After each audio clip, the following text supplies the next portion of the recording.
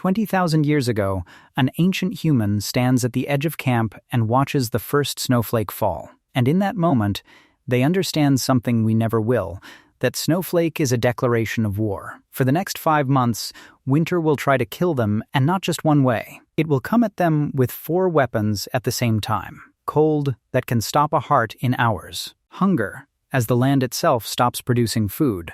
Predators, lean and desperate. And darkness, 15-hour nights that can break a mind long before the body gives out. Ancient humans had no heating, no stored grain, no walls that truly sealed out the wind. On paper, they should have died out the first hard winter. Instead, they walked into the cold, into Ice Age Europe, into Siberia, and came out the other side. And the way they did it is one of the most impressive things our species has ever pulled off. One of their weapons is sitting in your home right now, and you've never once thought of it as the invention that saved humanity. This is how ancient humans beat winter, weapon by weapon.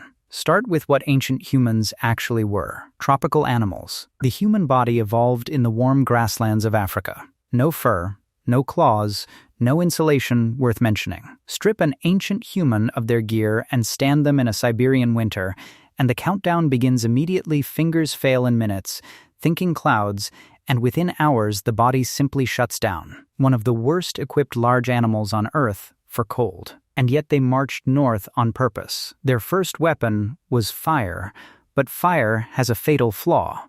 It only warms the side of you facing it, and it doesn't follow you. The moment an ancient hunter stepped away from the flames to track prey or haul wood, the cold took them right back. What ancient humans needed was fire they could wear. And that brings us to maybe the most underrated invention in human history. Not the wheel, not the spear, the needle. For a long stretch of prehistory, clothing meant a hide draped over the shoulders. And in a real winter, a draped hide is a slow death. Wind pours in at the sides, the arms freeze, it slips off with every movement. The breakthrough came when ancient humans realized they could cut hides into pieces and sew them back into the shape of a human body. Fitted sleeves, a garment that trapped a thin layer of warm air against the skin and held it there while they moved. The difference between a blanket and a coat, and the difference between life and death. But sewing demands a needle with an eye a hole for the thread. Picture making one, a splinter of bone, ground down to the thickness of a match, then drilled through without snapping. Archaeologists have found bone needles more than 40,000 years old. While mammoths still walked the earth, ancient humans sat by firelight doing precision work most modern people couldn't replicate bare-handed. For thread, they stripped and dried sinew, the tough fibers, binding muscle to bone, and stitched hides into garments that held. Worn fur side in, layered, that clothing let a tropical ape stand in air cold enough to kill, wrapped in a personal pocket of Africa. No needle, no ancient humans in Siberia. It's that simple. So now they're warm. They can move. They can hunt. But the sun is going down. And winter's second weapon doesn't care what anyone is wearing. Ancient humans needed somewhere to survive the night. And the obvious answer, the cave, has a problem nobody mentions. There were never enough caves. A good cave, dry, deep, defensible, was prime real estate. Other groups wanted it. Cave bears wanted it. No group could build its survival on the hope of finding one. So most of the time, ancient humans did something far more impressive. They built. 15,000 years ago, at a place called Metsirich in modern Ukraine, people faced a landscape with almost no trees and almost no usable stone. So they built their homes from the one material they had in bulk: mammoth bones. Dome-shaped huts made from the interlocked bones of dozens of mammoths. Hundreds of bones per dwelling. Jawbones stacked like roof tiles. Massive curved tusks arched over the doorways. These weren't lean toes, they were engineered structures, planned and heavy, built to stand against a brutal winter. But bones don't fit together cleanly. Every gap is a doorway for the wind. So ancient humans sealed their shelters like a system. Hides stretched across the inner walls. Blocks of sod stacked outside. And the genius moved some groups packed snow against their shelters. Snow traps air, and trapped air holds heat. They insulated their homes with the very thing trying to kill them. Inside, they made it livable. At a site in South Africa, archaeologists found carefully layered bedding of grasses and leaves 77,000 years old. Ancient humans were making their beds before our species had even left Africa. Layer by layer,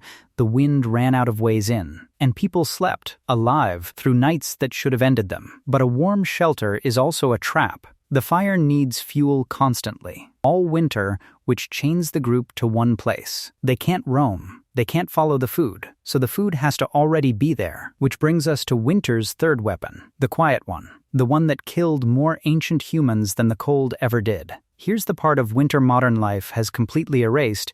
In winter, the world stops making food. Plants die back. Berries vanish. Roots lock into frozen ground. The animals migrate, hide, or turn lean and desperate themselves. For a hunter-gatherer, winter wasn't just cold, it was the season the land itself stopped feeding them. That turned survival into a math problem.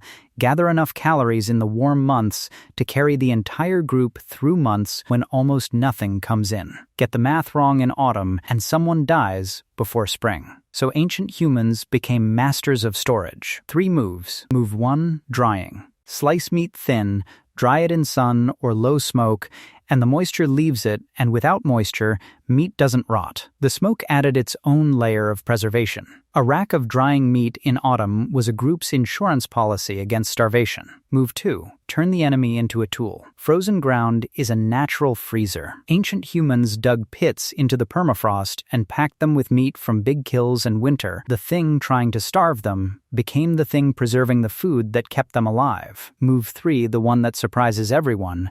The most precious food of winter wasn't meat. It was fat. A body burning enormous energy just to stay warm can't run on lean meat alone. You can starve while eating it. Fat is the densest energy source there is, so ancient humans rendered animal fat into tallow-stable, storable fuel for the human body and mixed it with dried meat into compact, calorie-packed survival rations. In the depths of winter, fat was worth more than gold, because gold never carried anyone to spring.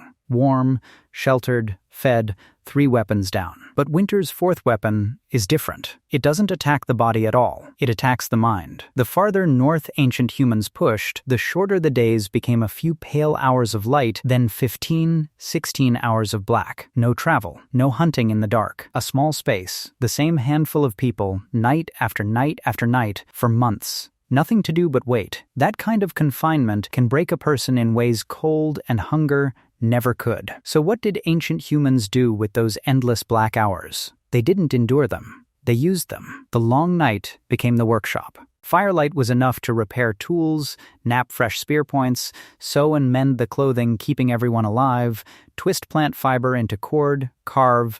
Every hour of darkness became preparation for the moment the weather broke, and it became something more. Around the winter fire, in the dark, is where ancient humans talked, where elders poured everything they knew into the young, where the same stories were told over and over until they became permanent, a group's entire memory carried across generations by voice alone. The myths, the songs, the shared knowledge. A massive part of what we call human culture was forged in exactly these conditions, people pressed together against the dark, keeping each other warm, keeping each other sane, keeping each other human until the light came back. Winter tested the body.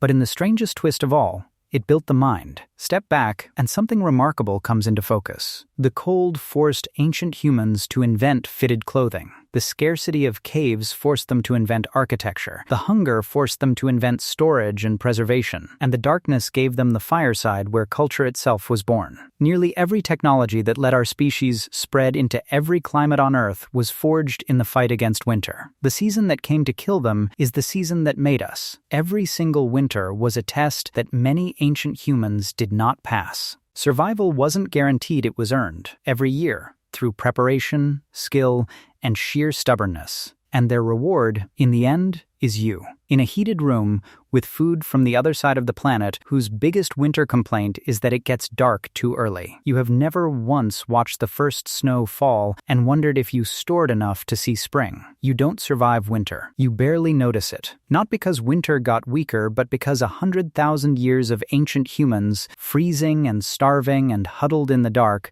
beat it one invention at a time, so that you would never have to. If this gave you new respect for the people we all came from, subscribe. subscribe, because next time we look at the season everyone assumes was easy, and wasn't, how ancient humans survived the silent killers of summer.